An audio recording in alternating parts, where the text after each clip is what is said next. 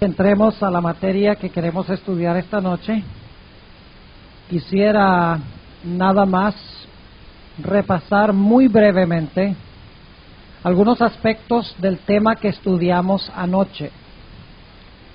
Quiero que quede absolutamente claro que el Señor Jesucristo empleó una historia que era conocida ya en su época. Jesús no creó esta historia, Jesús no inventó esta historia. Flavio Josefo, un historiador judío de la secta de los fariseos, dicho sea de paso, era Josefo, nos dice que los judíos de su época creían en este concepto de que los judíos buenos iban al seno de Abraham, a un lugar que se llama seno de Abraham, y que los impíos, los gentiles, etcétera, se iban a un lugar en el infierno. Es decir, esta historia no la inventó Jesús. Jesús está usando una historia que ellos ya tenían. Pero quiero que noten 5 formas en que Jesús usa la historia satíricamente en contra del concepto que ellos tienen. Es decir, Jesús usa la historia pero la corrige.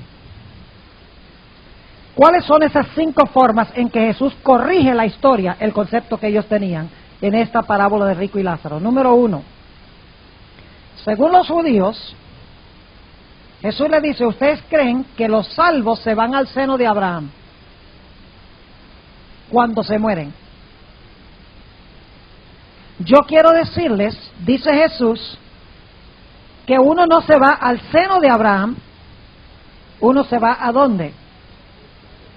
Al sepulcro. Y luego, ¿cuándo es que es llevado para estar no con el seno de Abraham, sino para estar con Cristo? Cuando Jesús venga. Ahora es interesante, los judíos, si ustedes leen a Josefo, él dice que las almas de los buenos van al seno de Abraham y las almas de los malos van al infierno. Jesús no usa la palabra alma. Jesús dice: el rico murió, fue sepultado y fue al infierno. No dice el alma del rico. Dice: Lázaro murió y fue llevado al seno de Abraham. Jesús cambió la forma en que lo expresaban los judíos, porque Josefo decía que el alma va al seno de Abraham o el alma va al infierno. Jesús dice: Lázaro fue al seno de Abraham y el rico fue al infierno en su totalidad. En ese sentido, Jesús, de esas 2 formas, corrige el concepto de ellos. No es el alma del rico que va al infierno, no es el alma de Lázaro que va al seno de Abraham, es el rico y Lázaro que van a esos lugares, totalmente. Y eso lo sabemos porque el rico tiene cuerpo en el infierno. Si esto fuera en el momento de la muerte, que el alma salía volando, entonces no tendría partes del cuerpo en el infierno. Pero el rico está allí con todo su cuerpo. No puede ser a la muerte, porque en la muerte uno se va al cementerio, el cuerpo. Así que la primera forma que Cristo corrige es que no dice el alma del rico va al infierno, la segunda forma es el alma de Lázaro no va al seno de Abraham. Es el rico y es Lázaro en su totalidad. Tercera razón. Los judíos creían, específicamente los fariseos, en la inmortalidad del alma. Creían que los muertos podían ir a los vivos. Por eso es que, ¿recuerdan lo que estudiamos en el parque esta tarde? Cuando los discípulos vieron a Cristo caminando sobre las aguas, ¿qué pensaban? Que era un fantasma. Y recuerdan también cuando Jesús resucitó y se les apareció en el aposento alto, creían que veían ¿un qué? Un espíritu. Se habían contaminado con las ideas de los fariseos. Creían que los muertos podían volver a los vivos. Pero en esta parábola, cuando el rico le dice a Abraham: manda a Lázaro para que le avise a mis hermanos, ¿qué dice Abraham? No, yo no voy a mandar ningún muerto, pero ellos no creerán aunque se levante alguien de los muertos. Es decir, Abraham dirigió al rico de la inmortalidad del alma a la resurrección de los muertos. Es una corrección de Jesús. Además de eso, en cuarto lugar, Los judíos pensaban que los ángeles eran los que llevaban a los salvos al seno de Abraham. Jesús dice, los ángeles llevan a los hijos de Dios al seno de Cristo, y no a la muerte, sino a la segunda venida. Jesús corrige eso. Y en quinto lugar, los judíos usaban esta parábola para decir que ellos se iban a ir al seno de Abraham y los gentiles se iban a fregar por allá en el infierno. Jesús dice, muchas gracias, me sirve la historia, los gentiles van a terminar en el seno de Abraham porque ellos se parecen a Abraham, y ustedes que pretenden ser hijos de Abraham van a terminar en el infierno. Ahora, ¿usó Jesús la historia de ellos? ¿Pero la usó igualita? La transformó y la usó para enseñar la verdad cuando ellos la usaban para enseñar el error. Por eso usó Jesús la historia. Ahora, esta noche queremos estudiar dos pasajes. Filipenses 1, 20 al 24, y en realidad son 4 pasajes, pero el último pasaje está relacionado con otros 2. Vamos a hablar de Apocalipsis 6, 9 al 11, las almas debajo del altar. Pero antes de hacerlo, vamos a implorar la bendición del Señor. Padre Celestial, gracias te damos por el glorioso día de bendiciones que nos has concedido. Te damos gracias porque nos has traído nuevamente a tu casa para estudiar tu palabra.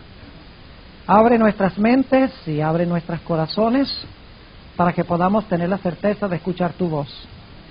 Queremos, Señor, honrar y glorificar tu nombre.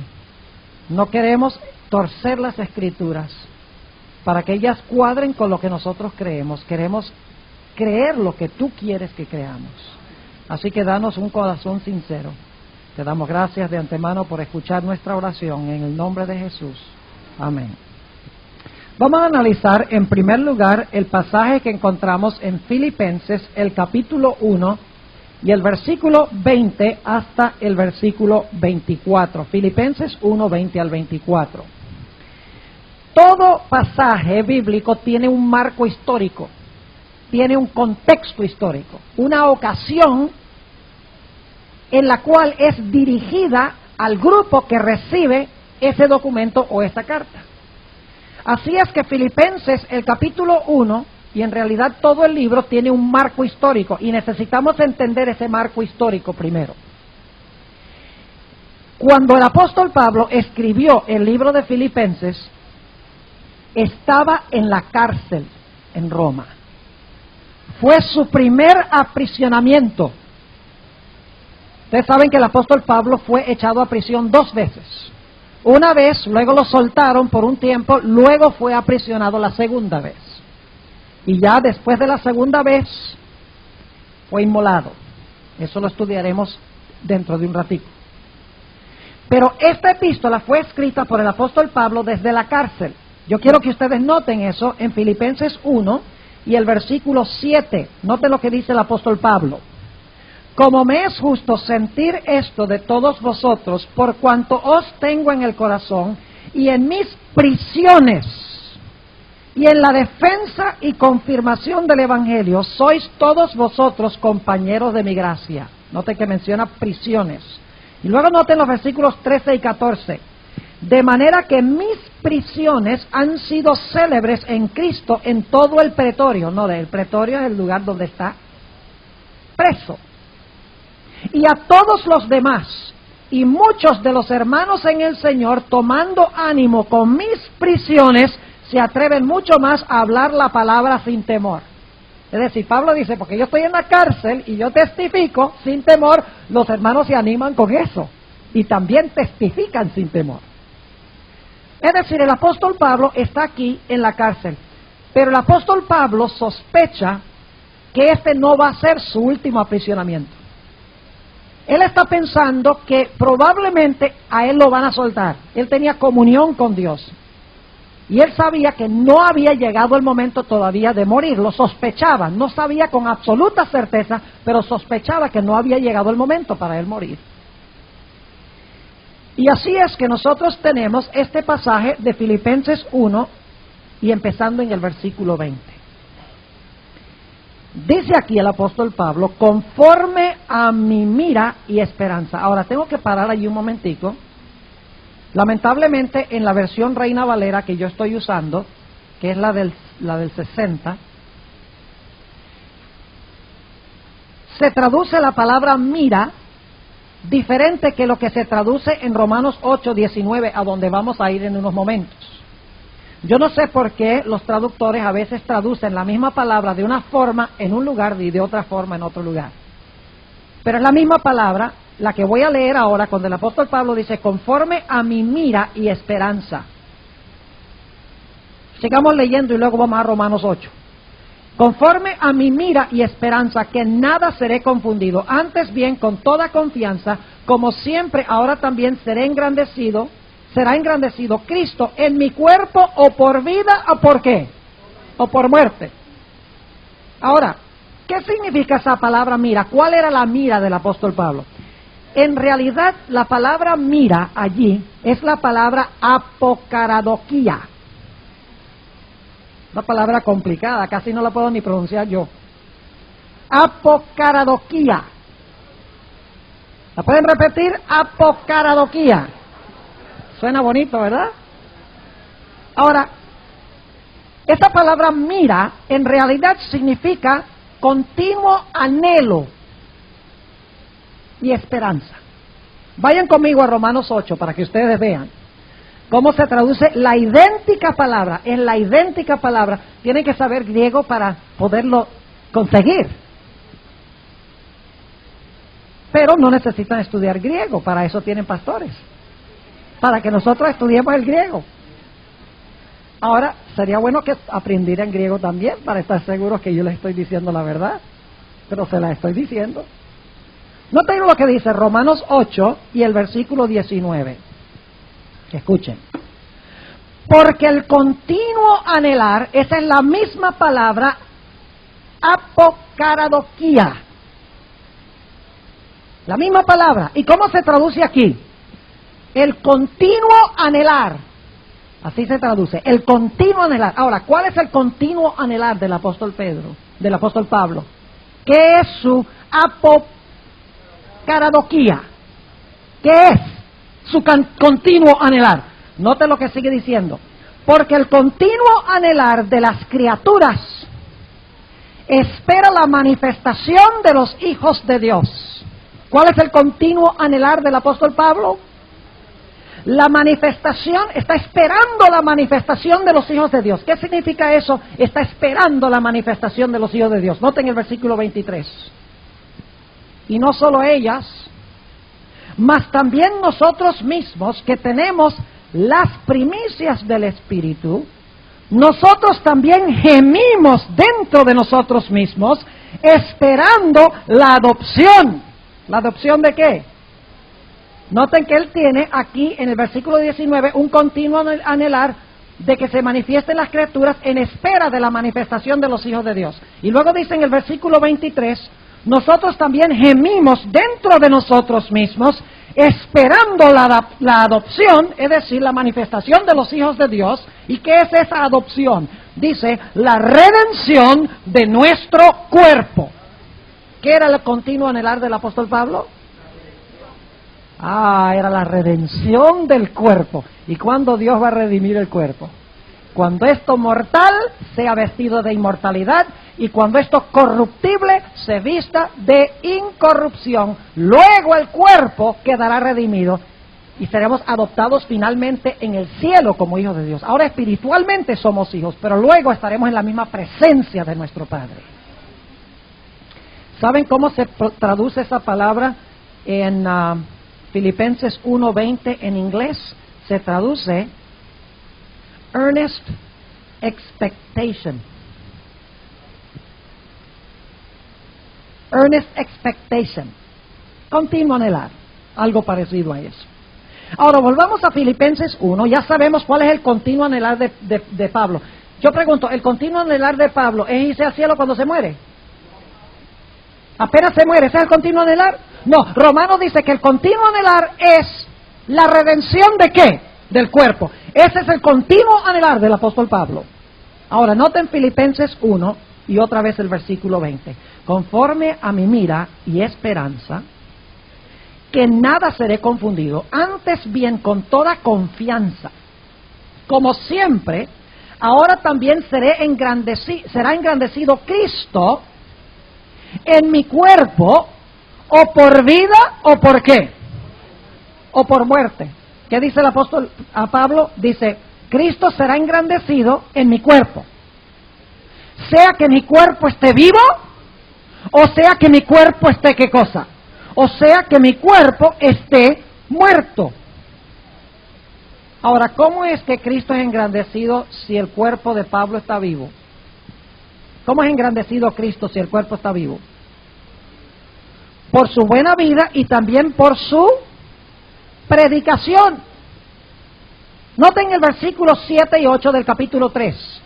Dice, pero las cosas que para mí eran ganancias, he las reputado pérdidas por amor de Cristo.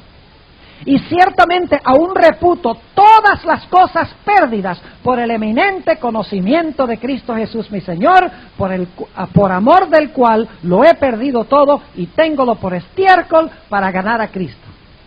Es decir, si Él vive, Él va a dar un testimonio positivo de Cristo, tanto en su vida como en sus ¿qué? Como en sus predicaciones y en sus palabras.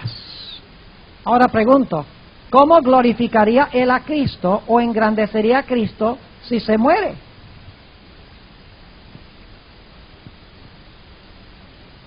¿Cómo una persona cuando muere glorifica a Cristo? Bueno, veo que no consigo muchas respuestas. ¿Ustedes creen que el apóstol Pablo sabía que iba a ser martirizado? Sí, él lo sabía. Ahora, ¿cómo es que un mártir glorifica a Cristo?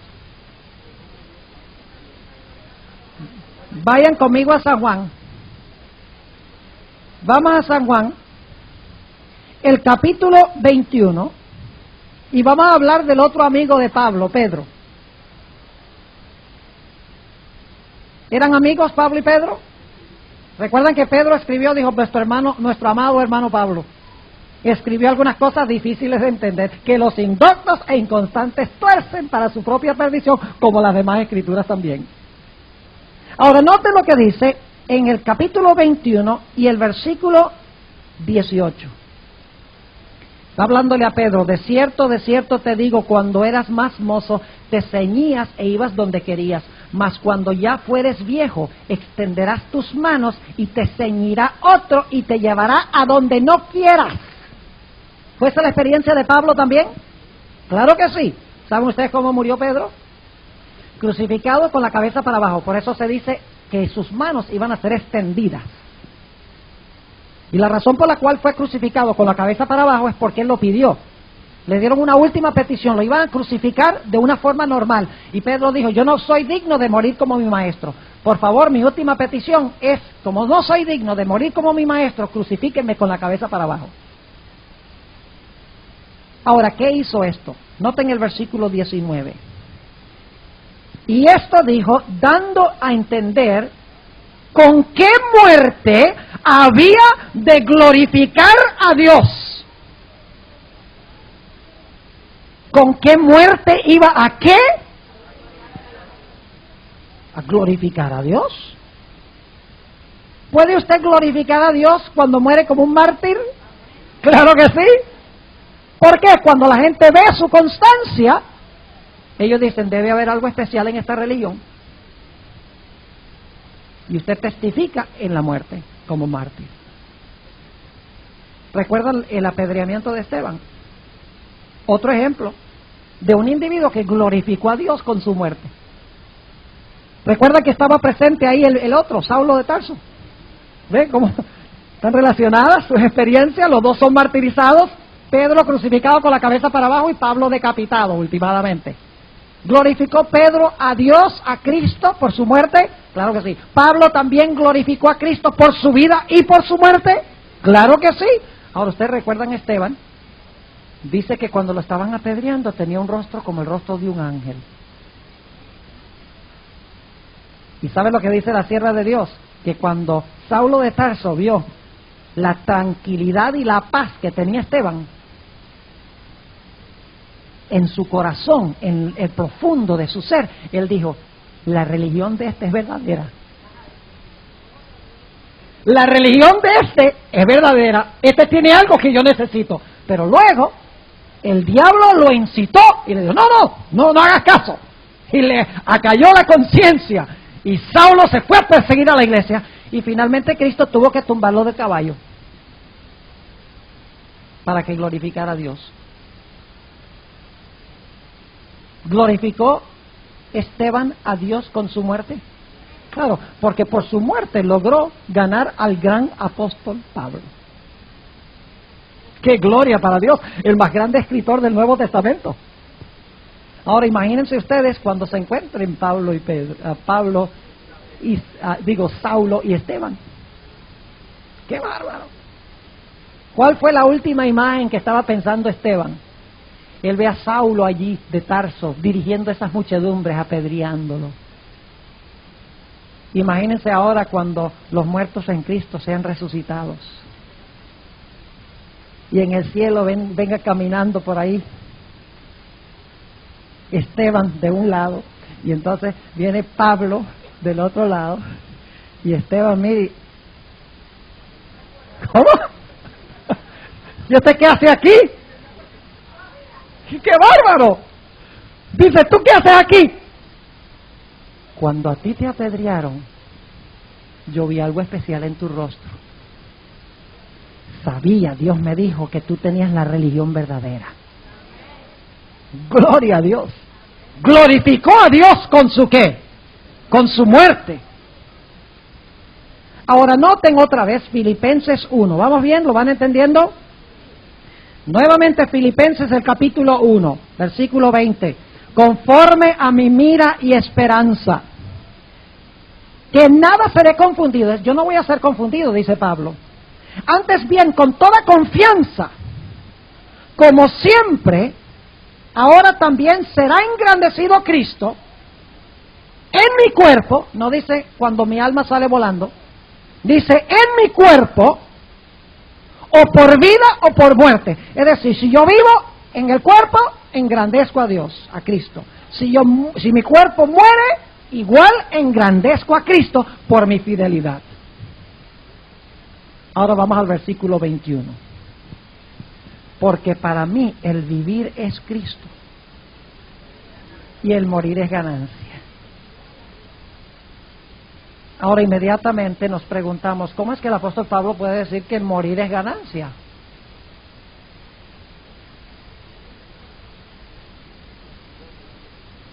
¿Saben ustedes los sufrimientos que el apóstol Pablo tenía? Era terrible.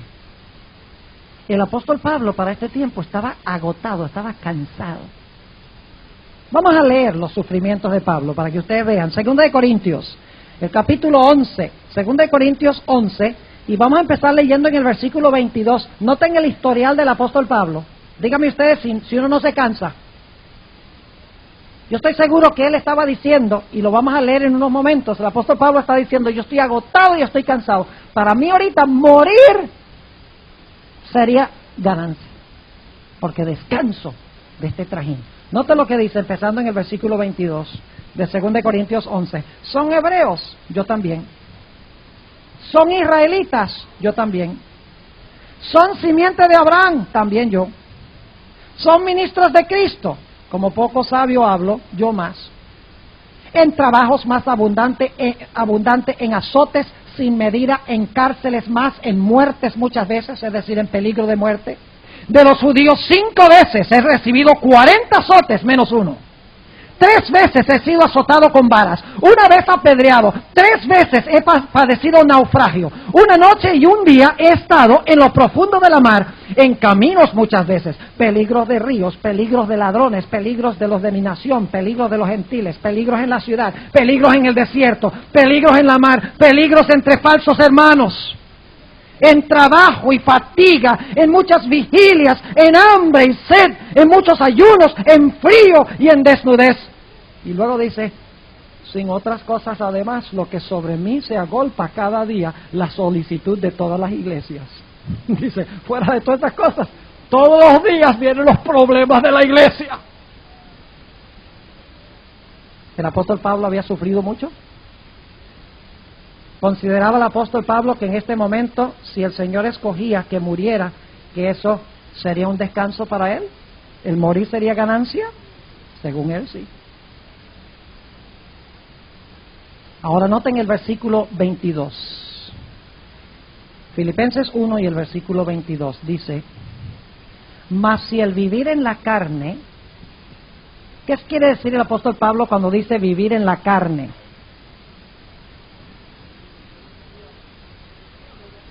No, aquí no está hablando de vivir impíamente, porque esto está hablando de Pablo. Mas si el vivir en la carne, ¿qué quiere decir por vivir en la carne? Está hablando en su cuerpo, estar vivo, ¿verdad? Según el contexto, el vivir es ganancia, dice, vivir en el cuerpo, vivir en la carne, vivir mi existencia presente. Recuerdan que la Biblia dice, carne ni sangre heredarán el reino de Dios, ni la corrupción hereda la incorrupción. Es decir, carne y sangre para Pablo significa esta existencia ¿qué? Presente. Así que dice, mas si el vivir en la carne, dice, para mí morir sería ganancia ahorita porque yo descanso.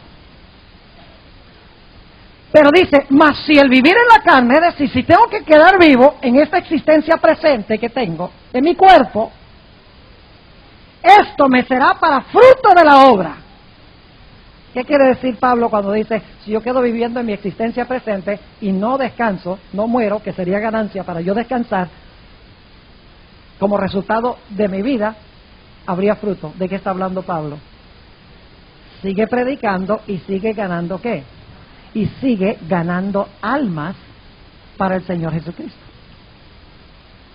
Y ustedes pueden encontrar en Colosenses 1, 5 y 6 y el versículo 23, que no lo vamos a leer, que el apóstol Pablo habla del fruto de su obra. Dice que la predicación ha alcanzado a todo el mundo. Así que Pablo dice, mire, si yo muero, eso sería ganancia porque descanso. Pero si tengo que vivir en la carne, en mi existencia presente, como estoy, eso sería para fruto de mi labor, de mi obra, porque ganaría más almas. Ahora noten esas dos opciones: morir, que es descansar de sus trajines, dice, de sus trabajos y de sus problemas, y vivir en su existencia presente para producir mucho fruto y alcanzar las almas. Esas son las dos opciones que ha presentado hasta ahora. Noten nuevamente el versículo 22. Mas si el vivir en la carne, esto me será para fruto de la obra. No sé entonces qué escoger. ¿Entre qué cosas es que Pablo no sabe qué escoger? Entre morir y descansar, que sería ganancia para él, porque él sabe de la resurrección. La muerte no es nada para el cristiano. Para Pablo, él enseñó en 1 Tesalonicenses, los muertos en Cristo resucitarán primero. Él sabe que el interino es descanso, así que para él morir es ganancia, porque él descansa y lo próximo que oye es la voz de Jesús. Pero luego dice, si yo muero, entonces no puedo seguir produciendo fruto. Entonces él dice, estoy entre la espada y la pared. Dice, porque tengo estas dos opciones. ¿Están entendiendo? Dice, no sé qué escoger. Si morir y descansar, que es ganancia, o si quedarme en la carne, en mi existencia presente, y seguir predicando y producir fruto. Para mí es difícil escoger entre esas dos. Versículo 23. Porque de ambas cosas estoy puesto en ¿qué? Estoy puesto en estrecho. ¿Qué significa que estoy puesto en estrecho? Estoy en apuros, estoy en aprietos, porque no sé si escoger entre morir y descansar o vivir y producir fruto. Pero ahora escuchen lo que les voy a decir. El apóstol Pablo ahora va a presentar una tercera opción.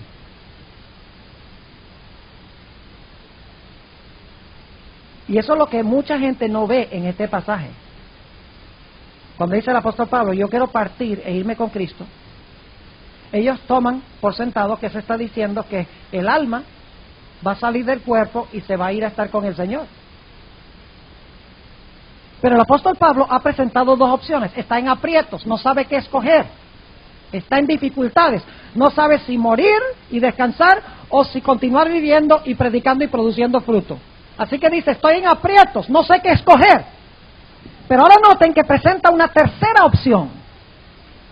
Dice en el versículo 23, porque de ambas cosas estoy puesto en estrecho. Ambas cosas, dos, ¿verdad? La palabra griega es dúo. Y lo que ha presentado hasta ahora, ¿cuáles son las dos opciones? Muerte y descansar, o vida y producir fruto. Dice, no sé cómo escoger entre esos dos. Y ahora escuchen la última parte del versículo 23. Dice, teniendo deseo de que mi alma inmortal sea desatada,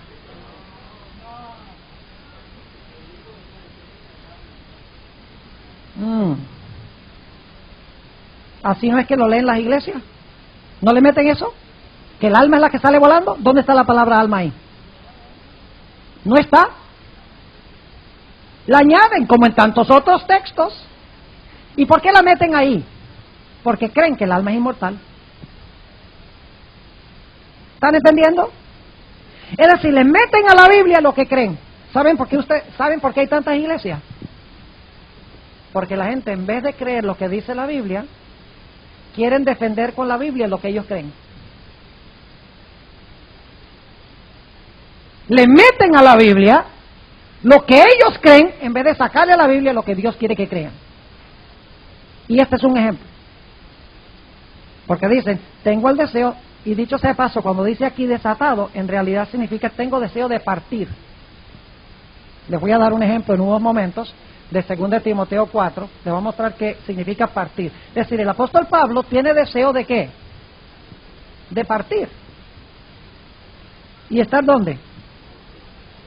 Dice, teniendo deseo de que mi alma inmortal parta y se vaya inmediatamente para estar con Cristo. Entonces, ¿por qué le meten eso? Lo mismo que con el rico y Lázaro. El alma de Lázaro se fue al seno de Abraham y el alma del rico al infierno. No dice alma, dice el rico y Lázaro.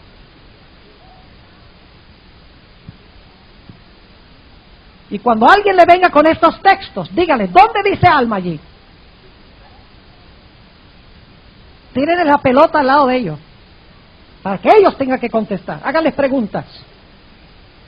Así que dice, teniendo deseo de ser desatado o de partir y estar ¿qué? Con Cristo, lo cual es mucho mejor. ¿Mejor que qué?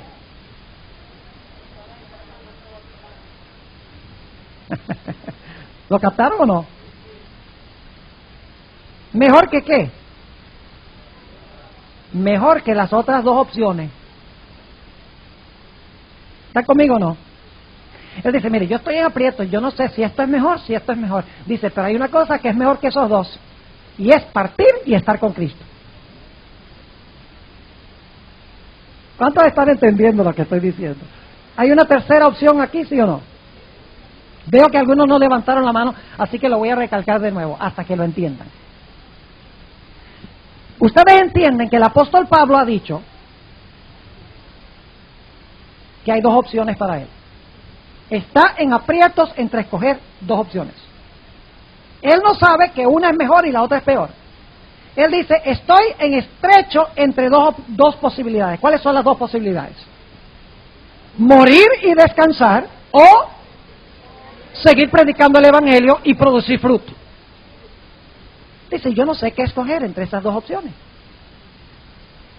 Pero luego dice, le ocurre, dice, pero yo conozco una opción que es mejor que cualquiera de esas dos. Me gustaría más bien partir y estar con Cristo, que es mucho mejor que morir y descansar o que seguir aquí predicando. Ahora, surge la pregunta, ¿cuándo es que el apóstol Pablo esperaba partir para estar con Cristo? Vamos a primera de Tesalonicenses 4, dejemos que Pablo nos diga cuándo esperaba él partir para estar con el Señor. ¿Qué está diciendo Pablo? Yo no quisiera morir, ni quisiera vivir en la carne aquí. Yo quisiera ¿qué? Partir, vivo y estar con Cristo. ¿Están conmigo ahora? Noten 1 de Tesalonicenses 4, ahí está clarito cuando el apóstol Pablo esperaba estar con Cristo. 1 de Tesalonicenses, el capítulo 4, lo hemos leído antes, pero leámoslo de nuevo porque es tan crucial y tan importante. Dice en el versículo 15 de 1 de Tesalonicenses 4, por lo cual os decimos esto en palabra del Señor, que nosotros que vivimos, que habremos quedado hasta la venida del Señor. ¿Qué dice Pablo? Nosotros los que ¿qué? Vivimos. ¿Saben que Pablo está escribiendo esto antes de que fuera a la cárcel ni la primera vez ni la segunda vez? ¿Es optimista Pablo aquí? Está lleno de optimismo, porque el Evangelio está creciendo, se está proliferando como fuego. Dice, el Evangelio se está predicando en todas partes, Cristo va a venir en mi tiempo. Y por lo tanto dice, nosotros que vivimos, que habremos quedado, eso es lo que más anhelaba Pablo, haber quedado vivo hasta que Cristo venga y luego partir para estar con Él. Claro que sí.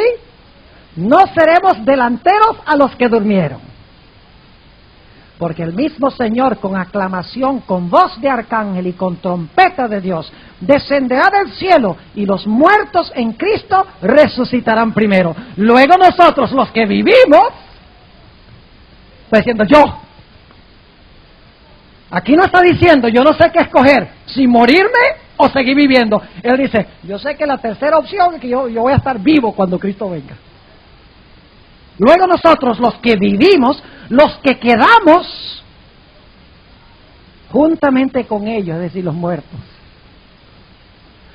Ahora, vamos a ver que el tono cambia en 2 de Timoteo, porque ya es al final del ministerio de Pablo. Dice, juntamente con ellos seremos arrebatados en las nubes a recibir al Señor en el aire, y así estaremos siempre con el Señor. ¿Cómo esperaba el apóstol Pablo estar con el Señor? Por medio de la traslación de entre los vivos. ¿Sí o no? Ahora volvamos a Filipenses 1 y el versículo 23. Dice en Filipenses 1, ¿cuándo es que Pablo iba a estar con Cristo? Cuando dice, yo quiero partir y estar con Cristo, dice, ¿quiero morir y partir para estar con Cristo? No. Dice, ¿quiero que mi alma se separe del cuerpo para estar con Cristo? Dice, ¿quiero inmediatamente que muera, ir en el mismo momento para que mi alma esté con Cristo? No. ¿Cuándo es que Pablo dice que iba a estar con Cristo si estaba vivo? Cuando Cristo viniera en poder y gloria. Y él no se puede contradecir. Porque Pablo era un teólogo sistemático, fuera de que sus escritos son inspirados por el Espíritu Santo, él era un pensador muy sistemático y no se contradecía. Así que nuevamente el versículo 23, porque de ambas cosas estoy puesto en estrecho, no sé si morir y descansar hasta que Cristo venga, no sé si vivir y quedar en la carne y predicar el Evangelio. Dice, más bien tengo deseo de ¿qué? De partir y estar con Cristo. ¿Cuándo? Cuando Él venga, según 1 de Tesalonicenses 4. Dice, lo cual es mucho mejor. ¿Mucho mejor que qué? Mucho mejor que morir y descansar, y que ¿qué? Y que quedarse vivo y que lo estén apedreando todo el tiempo. Versículo 24. Ahora noten lo que dice el apóstol Pablo ahora. Dice, empero, quedar en la carne es más necesario por causa de vosotros. Dice, si yo pudiera tener mi deseo egoísta, yo partiría para estar con Cristo. Dice, pero como todavía hay trabajo que hacer, es más provechoso que me quede en la carne con ustedes. ¿Está claro el pasaje? Está enseñando esto, que el alma parte cuando una persona se muere. Nunca en la vida. Ni siquiera se usa alma, ni inmortal, ni inmediatamente. Nada de eso. Y si usted mira 1 Tesalonicenses 4, él dice claramente cuándo esperaba partir para estar con Cristo. Parte para encontrarse con el Señor en el aire, y así estaremos siempre con el Señor, dice el apóstol Pablo. Ahora vayan conmigo a 2 de Timoteo, el capítulo 4. Y vamos a ver otra vez esa palabrita partir. Segundo de Timoteo, el capítulo 4, y vamos a empezar leyendo en el versículo 6. Y dicho sea de paso, esta epístola fue escrita por Pablo en su segundo aprisionamiento. Ahora está en la cárcel y él sabe que el fin está cerca. No lo van a soltar más. Ahora yo quiero que noten que el optimismo, él dice, ahora yo sé que yo no voy a partir para estar con Cristo, que es la mejor opción. Él dice, ahora yo sé que voy a partir para otra parte. Valga la redundancia. Noten el versículo 6. Porque yo ya estoy para ser ofrecido. ¿Ven la diferencia del tono? ¿Es diferente esto que 1 Tesalonicenses y Filipenses? Sí, ya no está diciendo, sería mucho mejor ser trasladado. Él dice, eso no va a pasar. Yo voy a morir. Yo voy a ser ofrecido. Porque yo ya estoy para ser ofrecido y el tiempo de mi partida está cercano. La misma palabra, desatado. El tiempo para mi partir está cerca. ¿Qué quiso decir el apóstol Pablo cuando dijo el tiempo para yo partir está cerca? ¿A dónde iba a partir? Al sepulcro. Pero ¿saben que hay otra posibilidad? La otra posibilidad es que él sabía que iba a partir al sepulcro, pero después que muriera no iba a pasar ni un instante para él hasta que Cristo viniera. ¿Cuánto tiempo pasa para un muerto?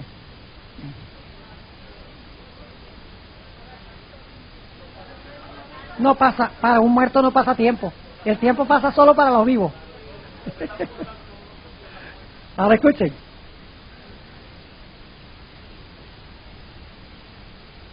El apóstol Pablo murió alrededor del año 63, 65 de la era cristiana, que es hace aproximadamente, digamos, algo más de 1900 años atrás. ¿Cuánto tiempo ha pasado para Pablo? Nada, porque Pablo no sabe nada. ¿Ha estado qué? Durmiendo, inconsciente. ¿Cuál será el próximo pensamiento de Pablo? Cuando resucite. Y cuando resucite va a decir que pasaron 2000 años. ¿Cómo así? Si yo pensaba que Cristo iba a venir mucho antes. ¿Cómo es que han pasado 2000 años? Si es que Cristo viniera pronto, ¿verdad? En estos años que vienen. No estoy poniendo una fecha. Estoy usando nada más una ilustración. ¿Cómo es posible? Dice Pablo. Si yo me morí hace un instante. Así que cuando Pablo dice aquí que el tiempo de su partida está cercano, puede estar hablando también del tiempo de su partida al cielo, porque para él no pasa el tiempo. ¿Me están entendiendo lo que estoy diciendo? No estoy diciendo que va a irse apenas muera, pero para él, muere ahora y pasa el tiempo sin él saberlo, el próximo instante está yendo para ir con el Señor. Ahora dice, el tiempo de mi partida está ¿qué? Cercano. Noten el versículo 7, he peleado la buena batalla, he acabado la carrera, he guardado la fe. ¿Cuándo esperaba Pablo ir al cielo? Partir al cielo, ¿cuándo? No puede ser cuando se murió, porque noten el versículo 8. Por lo demás, hermanos, no dice hermanos, dice por lo demás.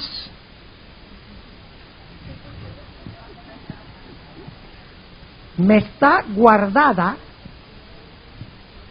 la corona de justicia. ¿Qué le está guardando Dios? ¿Y por qué se la está guardando si se fue para allá cuando se murió? ¿Están conmigo o no? Por lo demás me está guardada la corona de justicia, la cual me dará el Señor, juez justo, en aquel día. ¿Cuál es aquel día? Noten el versículo 1. Dice, requiero yo pues delante de Dios y del Señor Jesucristo, que ha de juzgar a los vivos y a los muertos en su manifestación y en su reino. Así que dice, la cual me dará el Señor juez justo en aquel día, y no solo a mí, sino también a todos los que aman su parucía, su venida. ¿Cuándo es que él espera estar con Cristo para recibir su corona? ¿Cuando se muere o cuando Cristo venga? Cuando Cristo venga. Ahora volvamos a Filipenses. ¿Ven qué lindo es estudiar la Biblia cuando se estudia con cuidado? Y no con ideas preconcebidas. El mismo libro de Filipenses nos dice cuál era la esperanza de Pablo. No era la inmortalidad del alma, irse al cielo cuando muriera. Su esperanza era resucitar de los muertos. Note lo que dice Filipenses 3 y el versículo 10. Dice, a fin de conocerle. Y la virtud de su ¿qué? De su resurrección. Y la participación de sus padecimientos en conformidad a su muerte, es decir, morir como él murió, si en alguna manera llegase a la resurrección de los muertos. ¿A qué espera llegar el apóstol Pablo? Si me muero, dice, yo espero llegar ¿a qué? A la resurrección de los muertos. No está esperando irse al cielo cuando muera. Está esperando ¿qué cosa? Está esperando la resurrección de los muertos. Esa era la esperanza del apóstol Pablo. No era irse al cielo cuando muriera. ¿Ven que aquí hay 3 opciones en Filipenses 1? Pero ya en 2 de Timoteo 4, ¿cuántas opciones habla Pablo? Dice una. Ya no me voy a quedar con ustedes. Ya no voy a ser trasladado al cielo de entre los vivos. Ya me toca descansar. Me toca mi partida al sepulcro. Pero yo sé que el Señor me ha guardado la corona. Y cuando Él venga me la dará. Y no solamente me la dará a mí, sino que se la dará a todos aquellos que aman su venida. ¿A cuánto les quedó claro este pasaje? ¿Está claro? Gloria a Dios. Tienen que compartir los cassettes con los pentecostales. Para eso estamos haciendo también los cassettes. No es para ganar dinero. Y dicho sea de paso, déjenme decirles que yo fui el que le sugerí al pastor Cruz que hiciéramos los cassettes. Ahora, él me colportó para dar un precio mejor. Pero ¿saben algo? Con la excepción del costo del cassette, lo que me cuesta a mí comprar el cassette, todo el resto del dinero va a quedar aquí en la iglesia. O sea, yo no voy a recibir nada, ni un centavo de ganancia de la venta de las series de cassette. Yo quiero que esos cassettes se queden acá y que ustedes los reproduzcan. Hagan 10 a la vez. Regálenselos a toda la gente que ustedes conocen para sacarlos del error. Ahora, noten nuestro siguiente pasaje de estudio. Apocalipsis, el capítulo 6. Vamos a hablar de las almas debajo del altar ahora. Apocalipsis, el capítulo 6. Y los versículos particulares de estudio son 9 al 11. Apocalipsis 6, 9 al 11.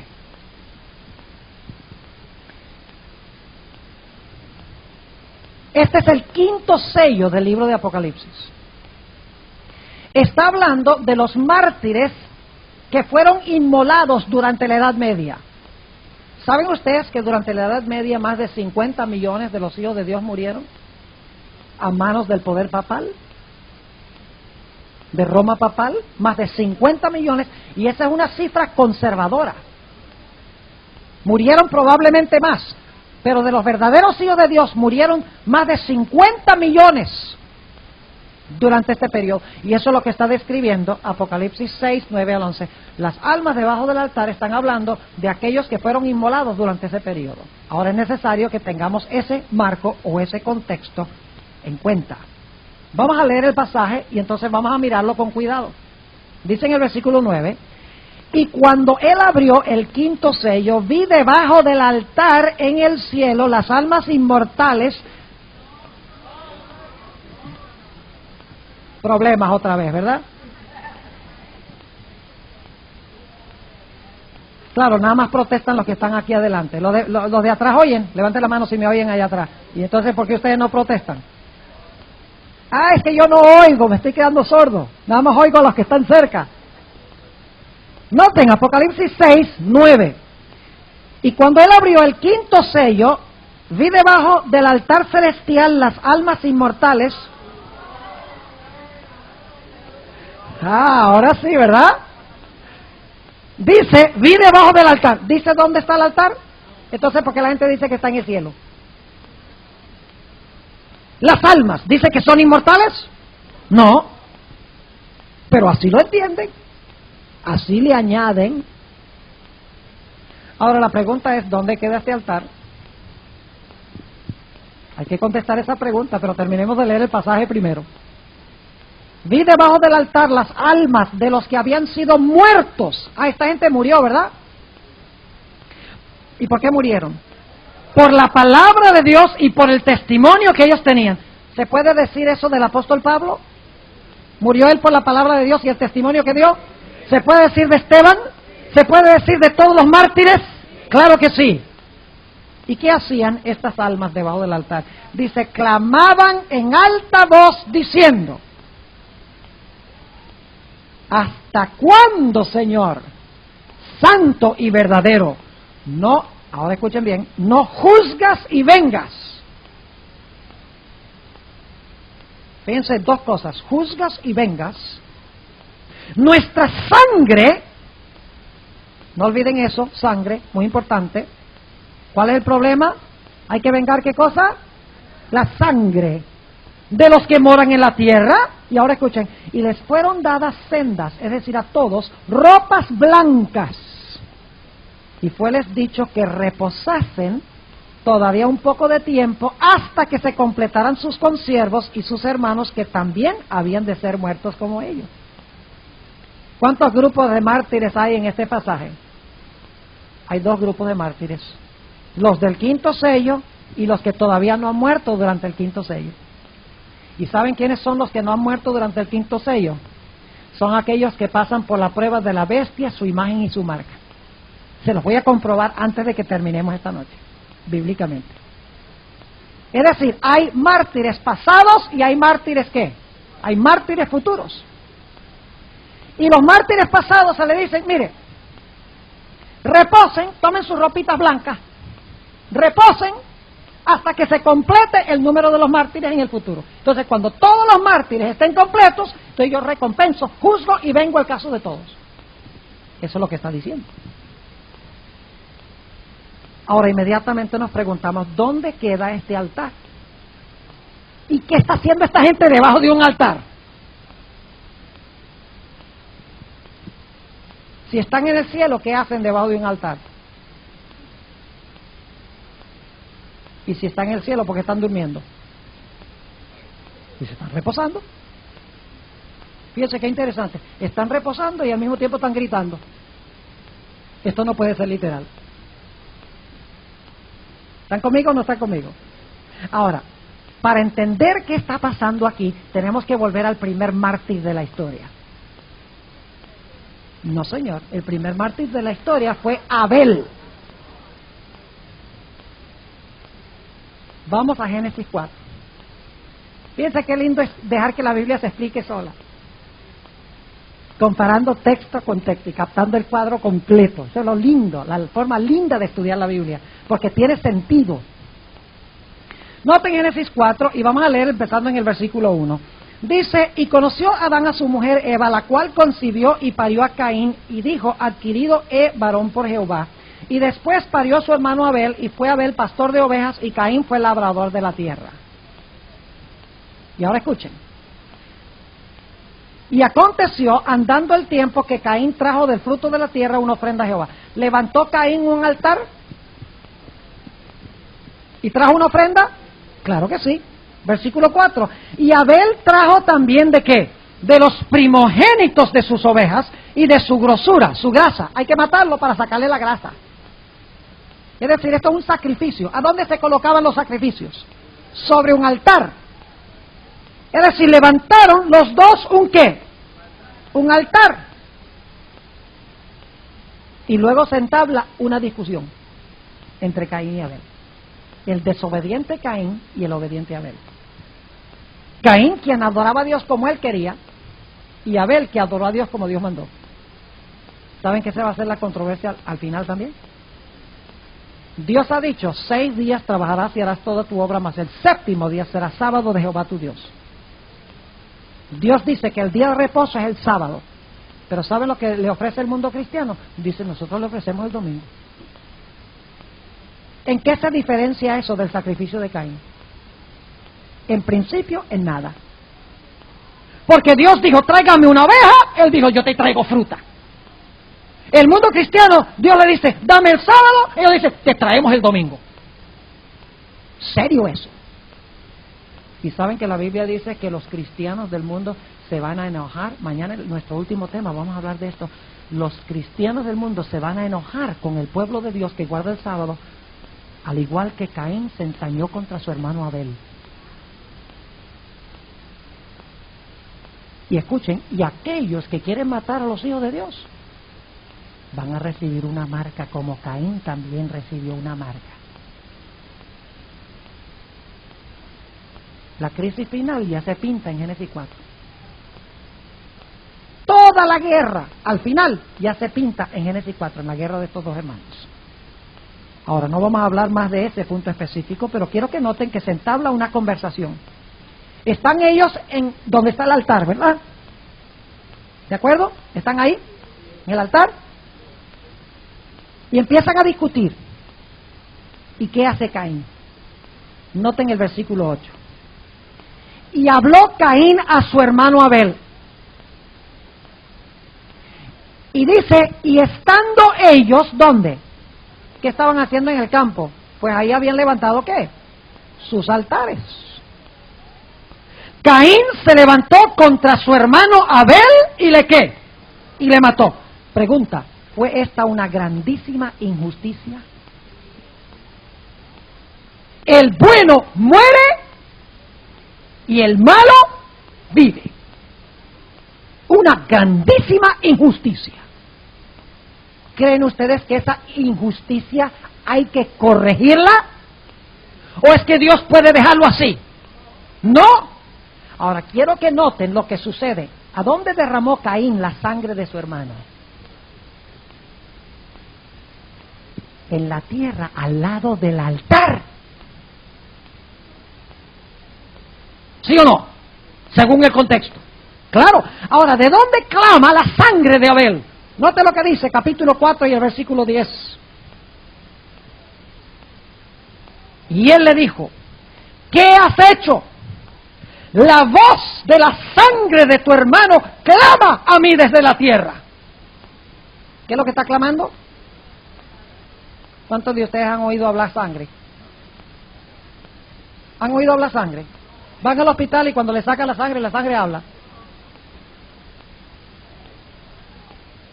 ¿Hay algo que está clamando? ¿Aquí algo que clama? ¿Qué está clamando? La sangre de Abel, que ha sido derramada ¿dónde? En la tierra. ¿Y por qué está clamando? Porque quiere que se le haga ¿qué? Justicia. ¿Es el alma de Abel que está clamando o es su sangre? Es su sangre. ¿Están conmigo? Ahora, Abel está muerto, pero su sangre clama. Y ustedes dicen, ¿por qué está mencionando esto, pastor? Muy sencillo. Vamos al libro de Levítico, el capítulo 4 y el versículo 7. Yo quiero mostrarles dónde está este altar. ¿Dónde estaba el altar que levantaron Caín y Abel? ¿Dónde estaban los altares?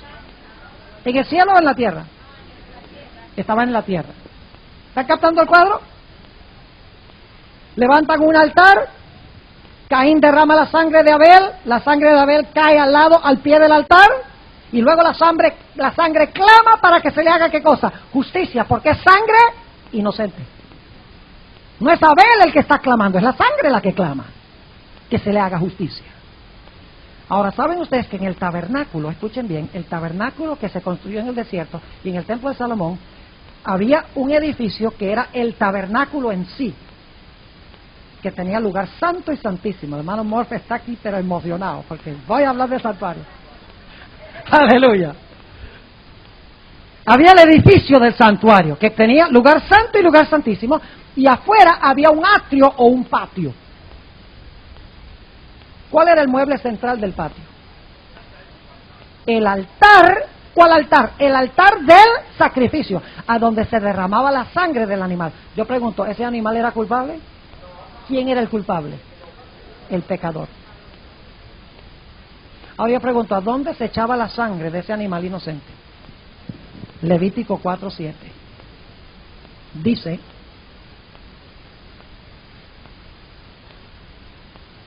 y pondrá el sacerdote de la sangre sobre los cuernos del altar del perfume aromático que está en el tabernáculo del testimonio delante de Jehová, y echará toda la sangre del becerro al pie del altar del holocausto, que está a la puerta del tabernáculo del testimonio. ¿A dónde era que se derramaba la sangre? ¿Cuál altar? El del sacrificio. Entonces yo pregunto, las almas que están debajo del altar, ¿debajo de cuál altar están? ¿Del que está en el lugar santo, el de incienso, o están debajo del altar del holocausto del sacrificio? Están debajo del altar del sacrificio porque ellos han sido sacrificados siendo inocentes.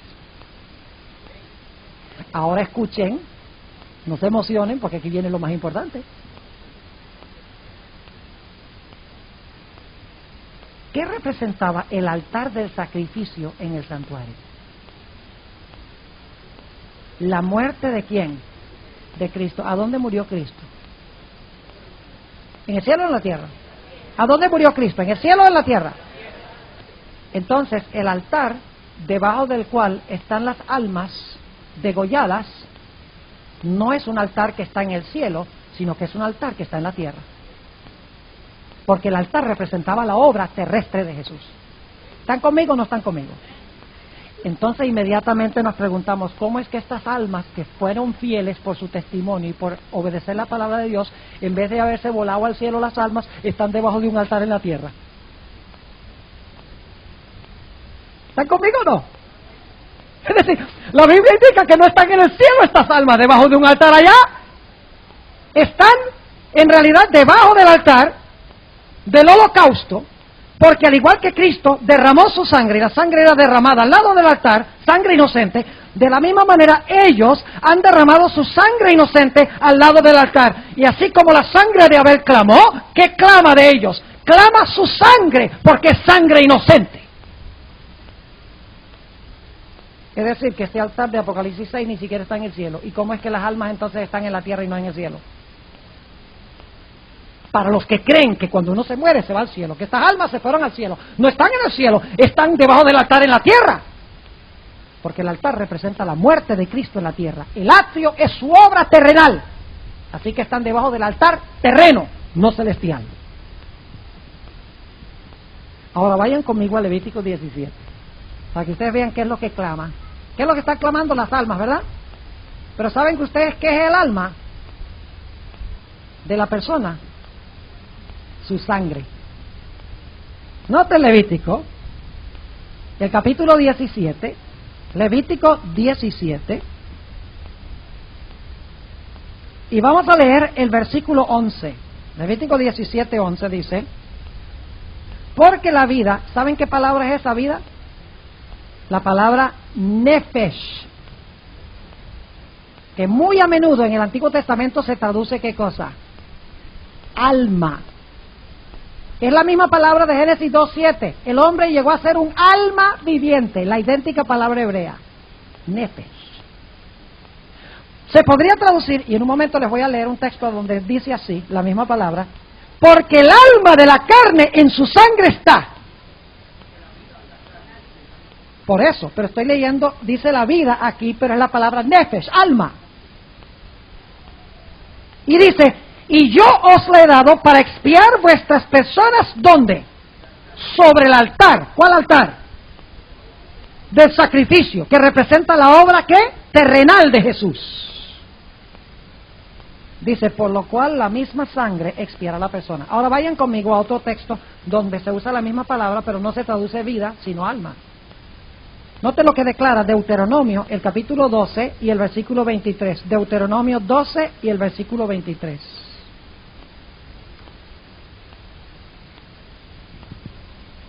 Tremendo texto este. Dice aquí: solamente que te esfuerces a no comer sangre, porque la sangre es el alma. No has de comer el alma juntamente con su carne. ¿Qué es el alma? ¿Qué son las almas que están clamando debajo del altar? ¿Qué está clamando? Su sangre. ¿Están conmigo o no están? Levante la mano si están conmigo. ¿Está claro? No son las almas de muertos que están clamando, es su sangre, porque la sangre es el alma. Y la sangre era echada al pie del altar. Ahora volvamos a Apocalipsis 6 y consigamos otras cosas muy interesantes aquí, para que vean que esto no es literal, ni está pasando en el cielo. Estos son los mártires que han muerto, ¿dónde? En la tierra. Entonces, si son almas desencarnadas, ¿por qué no están en el cielo? Dicho sea de paso, ¿cuán grande debe ser ese altar para que quepan todos ahí? Ah, no, pero es que el altar no es literal. Ah, no, el altar no es literal, pero las almas sí. ¿Ven cómo es la gente? Escogen las cosas como ellos quieren. Noten lo que dice otra vez Apocalipsis, el capítulo 6. Un detallito muy importante. Dice nuevamente el versículo 9, y cuando abrió el quinto sello. Yo pregunto, las personas que murieron, que derramaron su sangre durante la Edad Media, ¿se cometió una grandísima injusticia? ¿Es necesario que se les haga justicia a la sangre de ellos? ¿La sangre de ellos clama desde la tierra? Claro que sí. Y cuando abrió el quinto sello, vi debajo del altar las almas, la sangre, ¿verdad? Las almas de los que habían sido muertos por la palabra de Dios y por el testimonio que ellos tenían. Y clamaban en alta voz diciendo, ¿cómo es que están clamando? ¿Qué clamó en la historia de Caín y Abel? ¿Qué fue lo que clamó? La sangre. Y aquí el alma está en la sangre. ¿Qué es lo que está clamando aquí en verdad? Es la sangre de ellos.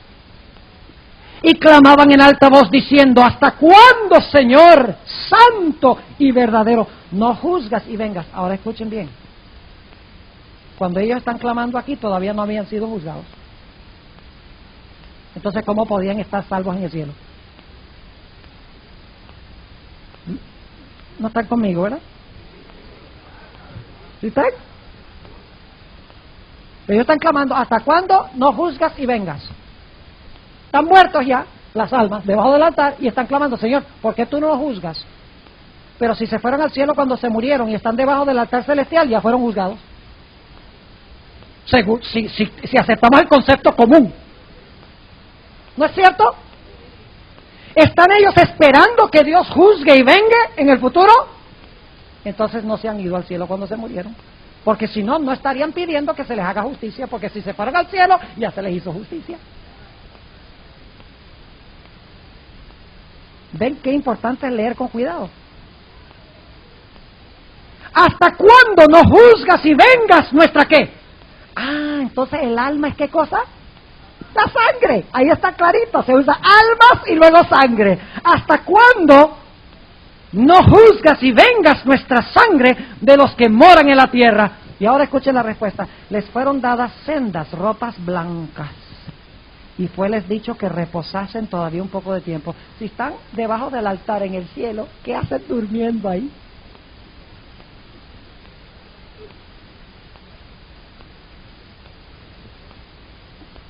¿Todavía están conmigo? ¿O están demasiado cansados? ¿Terminamos? ¿Terminamos el pasaje? Ajá. Ahora escuchen. Si ellos debajo del altar están en el cielo, ¿por qué se les dice que reposen? Si en la Biblia dice que los que están en el cielo no reposan día ni noche. Vamos a leerlo. Apocalipsis 4:8.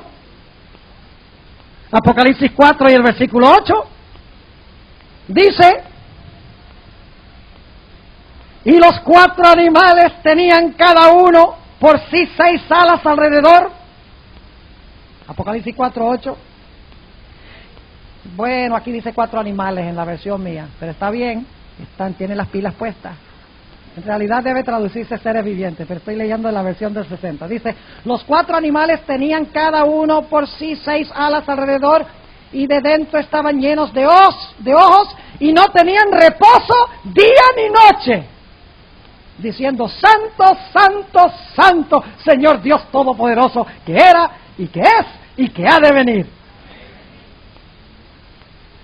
La Biblia dice que en el cielo no hay reposo, día ni noche, están todo el tiempo alabando a Dios. Entonces, ¿qué hacen las almas debajo del altar? Durmiendo y reposando. Obviamente no están ¿dónde? No están en el cielo. ¿Está claro? Otra vez Apocalipsis 6. Dice en el versículo 11: les fueron dadas sendas, es decir, a todos ropas blancas. ¿Qué significa eso, que les son dadas ropas blancas? Cuando pasan por el juicio, Dios dice: tranquilo, tu carácter está fijo por la eternidad.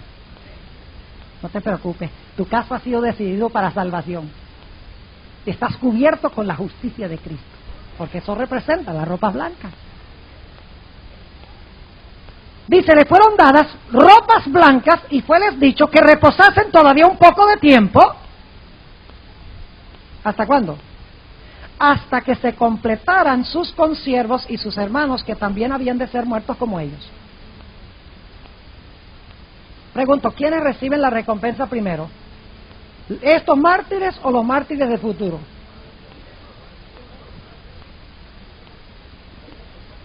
¿Ah? ¿Cuándo? ¿Juntos? Juntos. Porque Dios le dice: mire, ustedes tienen que dormir mientras se completa el grupo. Es decir, ustedes no van a ir allá primero. Ustedes tienen que reposar, y entonces cuando mueran el resto, juntitos se van. ¿Está tan claro? Cuando se estudia todo lo que dice la Biblia, claro, cuando usted se queda nada más ahí, las almas debajo del altar, y usted cree que el alma es inmortal, inmediatamente usted le inyecta el texto de que esas son las almas inmortales que están en un altar en el cielo y que están alabando a Dios, aunque dice que están durmiendo. Así que sigue diciendo: les fueron dadas sendas ropas blancas y fue les dicho que reposasen todavía un poco de tiempo hasta que se completaran sus consiervos y sus hermanos, que también habían de ser muertos como ellos. Inmediatamente nos preguntamos: ese grupo que todavía faltaba ser muerto, ¿cuándo viven? Vayan conmigo a Apocalipsis, el capítulo 20. Yo creo que hay algunos aquí, en esta noche, que si son fieles van a estar entre ese grupo de mártires. Porque en el corto tiempo de angustia, cuando la bestia está imponiendo su marca, que es el domingo como día de reposo, algunos resistirán y serán muertos. Pero después de cerrarse la puerta de la gracia, no habrá mártires. Se cierra la puerta de la gracia, todos los casos decididos, se han completado el número de los mártires. Ahora note lo que dice Apocalipsis 20 y el versículo 4. Este es otro texto difícil, pero ya no es tan difícil. ¿Por qué? Porque ya estudiamos el primer grupo de mártires, ahora vamos a estudiar el segundo grupo. Dice: y vi tronos, y se sentaron sobre ellos, y les fue dado ¿qué cosa? Juicio. ¿Ahora qué van a hacer ellos? Van a juzgar a los que los mataron a ellos. Les fue dado juicio. Y ahora escuchen: y vi las almas de los degollados por el testimonio de Jesús y por la palabra de Dios. ¿Es el mismo grupo que acabamos de leer en Apocalipsis 6? ¿Este es el resto de los mártires? No son los de la Edad Media, pero se usa la misma expresión: fueron degollados por el testimonio de Jesús y la palabra de Dios. ¿Pasó eso con los de Apocalipsis 6? ¿Ahora pasa con este grupo también? Claro que sí. Ahora, este grupo que está aquí no es el mismo de Apocalipsis 6. ¿Cómo sabemos eso? Porque sigue diciendo aquí: vi tronos y se sentaron sobre ellos y les fue dado juicio, y vi las almas. ¿Y qué quiere decir eso, las almas? Quiere decir las personas que fueron muertas injustamente, ¿verdad? Que su sangre está clamando, según vimos en Apocalipsis 6. Vi las almas de los degollados por el testimonio de Jesús y por la palabra de Dios. Y ahora escuchen: y que no habían adorado la bestia ni su imagen, y que no recibieron la señal en sus frentes ni en sus manos.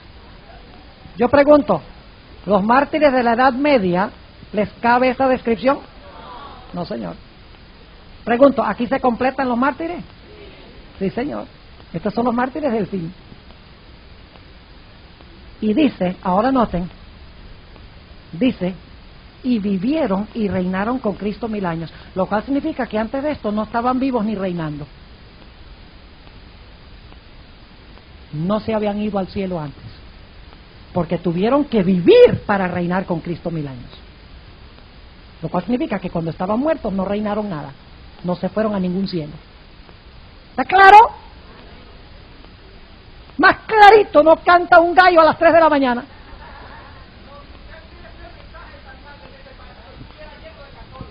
Ah, bueno. A mí me dijeron que presentara un mensaje donde se presentara el Evangelio de Cristo. Y no se me dijo que presentara un tema de esto. La próxima. Ahora, escuchen. ¿Está claro? Apocalipsis 24. ¿Está clarito, sí o no? Ahora, ¿quién derramó la sangre de estos mártires? ¿La ramera? ¿La ramera derramó la sangre? ¿Y cuántas etapas de existencia tiene esa ramera? 2. Gobernó 1260 años, recibió una herida mortal y se le sana la herida para perseguir de nuevo. Ahora vamos a Apocalipsis, el capítulo 17, para que ustedes vean. Aquí ya estamos entrando en profecía. Apocalipsis 17, 6. Noten esta ramera. Dice, y vi la mujer embriagada de la sangre de los santos y de la sangre de los mártires de Jesús. Y cuando la vi quedé maravillado de grande admiración. Pregunto, ¿esta ramera mató a los siervos de Dios durante la Edad Media? ¿Va a matar a los siervos de Dios muy pronto otra vez? Según Apocalipsis, sí. Ahora yo pregunto, ¿todavía Dios ha juzgado y vengado el caso de los que la sangre ha sido derramada? No. ¿Saben por qué? Noten Apocalipsis 19, 1 y 2. El juicio y la venganza es futura, lo cual significa que no pueden estar ahora habiendo recibido su recompensa en el cielo. Noten lo que declara Apocalipsis, el capítulo, ¿qué dije yo? 19 y el versículo 1 y 2. Después de estas cosas oí una gran voz de gran compañía en el cielo. ¿A dónde está la gran compañía? ¿Ya están victoriosos? ¿Ya recibieron su recompensa? Claro que sí, porque dice que están en el cielo. Que decía, aleluya, salvación y honra y gloria y potencia al Señor Dios nuestro, porque sus juicios son verdaderos y justos, porque Él ha juzgado a la grande ramera que ha corrompido la tierra con su fornicación y ha vengado. ¿Recuerdan las dos palabras? ¿Hasta cuándo no juzgas y vengas? Ahora dice, cuando están en el cielo, poco antes dice que la ramera fue ¿qué? Juzgada, y Dios ha vengado ¿qué cosa? La sangre de sus siervos de la mano de ella. Solo estarán en el cielo después que la ramera ha sido juzgada y Dios venga la sangre de sus hijos. No fueron al cielo cuando se murieron.